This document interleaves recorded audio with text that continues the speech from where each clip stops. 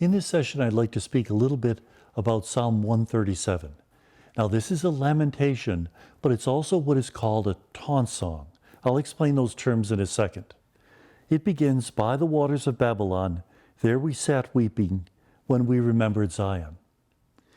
The Jewish people of the southern kingdom, Jude and Benjamin, were taken away into exile in 587 BC, taken by the Babylonians, and they didn't return to their homeland until 539 BC. While they were in exile, they weren't exactly slaves. In fact, some of them set up businesses, they bought farms, many of them were just resettled. But it wasn't Israel. It wasn't the promised land. And that's why it hurt so bad when the Babylonians said, "Why don't you sing us one of Zion's songs?" How could they sing a song of the Lord in a foreign land? It just didn't belong.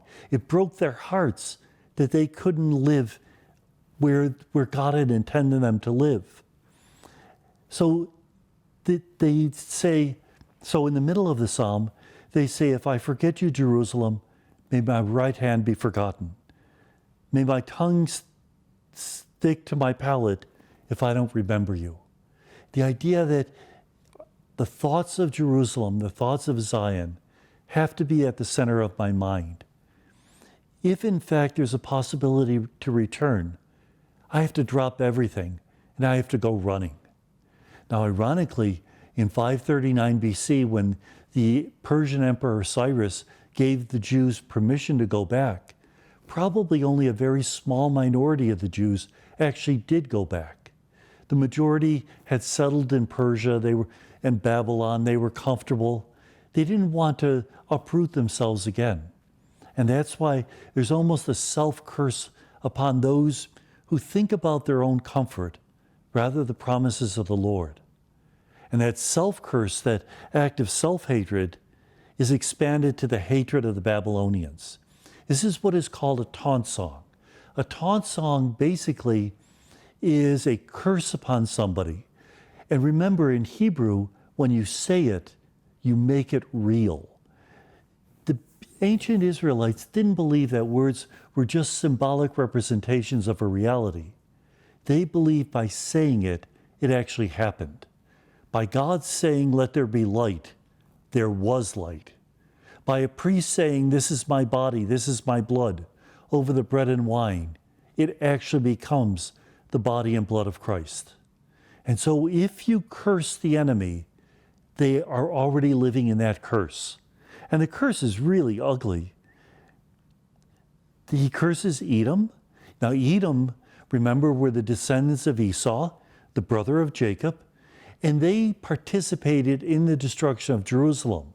When the Babylonian army conquered Jerusalem, they hung around and got some of the spoils. But most of all, he speaks about the daughter Babylon being desolate. So much so that blessed is the one who seizes your children and smashes their head against the rock. Now, fortunately, we no longer use that verse in the liturgy. It's part of the Bible. We can't take it out of the Bible. But pastorally, it's just too gruesome. What was the point being made? The point being made is that the enemies of the Lord, of the people of God, are enemies of the Lord. And because they're enemies, they should be punished. Revenge was something that the Jewish people wanted to see upon anyone who had caused them to suffer.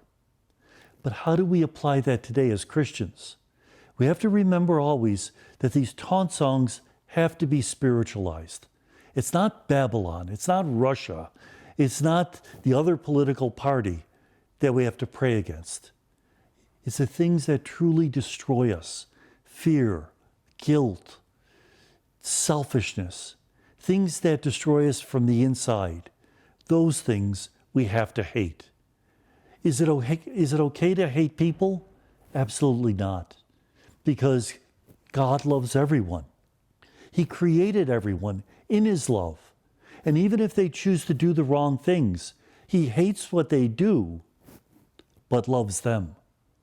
There is nothing we could ever do that would make God hate us. And so we have to be like God, who sends his rain upon the just and the unjust, who loves everybody to death, who wants nothing better than to see the conversion of sinners. And so instead of cursing them, we curse that part of them which has been turned over to the evil. It always reminds me of a mother or father whose child is taking heroin. The parent doesn't hate the child. The parent hates the drug, which is destroying the life of that beloved child. Likewise, when we sin, God doesn't hate us. God hates the sin, and we should also.